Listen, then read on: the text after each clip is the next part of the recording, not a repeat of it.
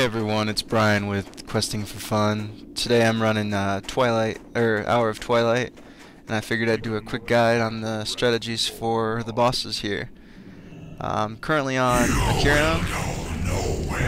I could be saying his name wrong, but pretty much it's a tank and spank. Tank just needs to stay on the boss, interrupt if you can. DPS needs to do the same thing, interrupt Hand of Frost, as it'll do 45 to 55k frost damage to the tank. Heals, you can counterspell that as well. Dispel the chains of frost that he does. I'll show you those here in a second. Always do that. If your DPS is slow and towards phase 2, you need to pick up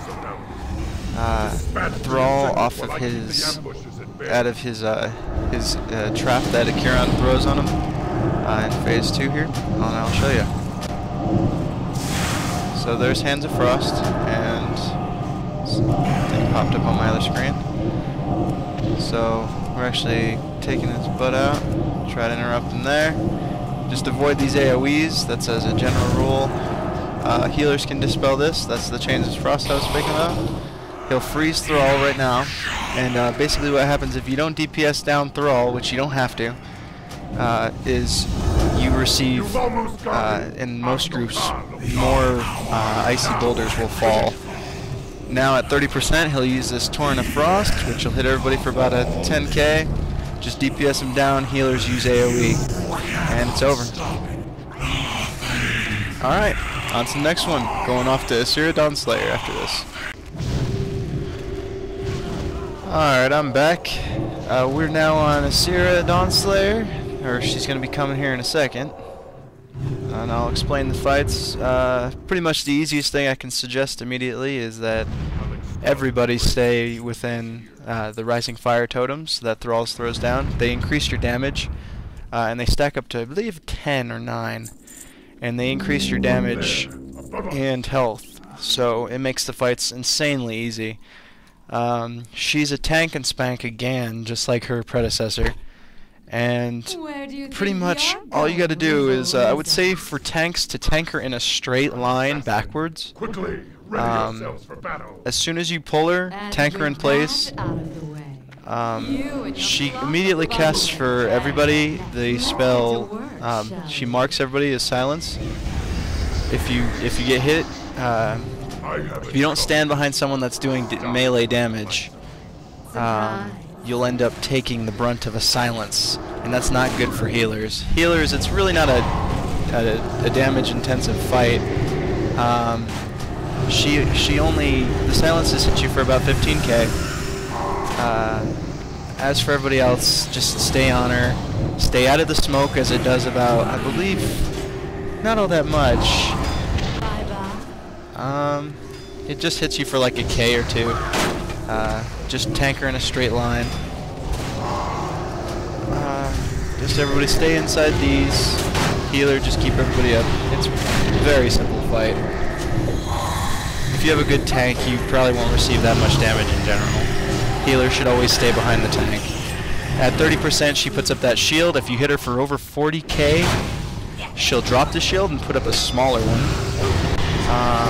And I don't see the smaller one, but basically what it does is it's supposed to pop up to remove anything below 30k to 1.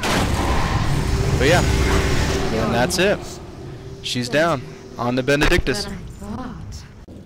Alright, now we're on Benedictus. Sorry for continuing to cut the mobs in between, but it's pretty much tank and spank all the way through. Same strategy, more or less, just kill one at a time. Once you get to Benedictus, I would highly suggest you just make sure that the tank knows to that it's a tank and spank, and just to stay out of the AoEs that he's going to cast. As for everybody else, if you have good enough DPS, I would suggest hitting Hero from the very beginning and just DPS him down as fast as possible.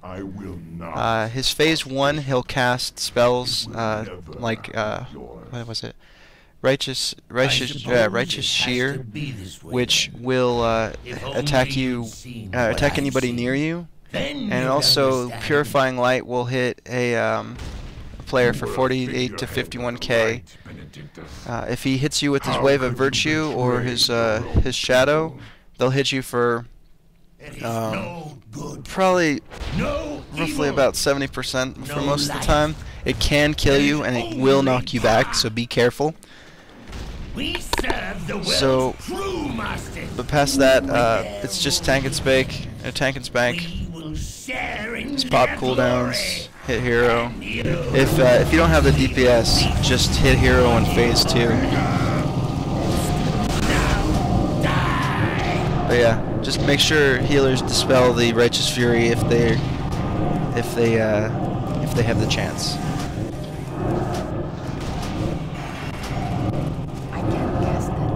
Healers, pretty much it becomes a single heal fight for the most part, just because of the fact that certain players will get hit with certain attacks and they'll get knocked back.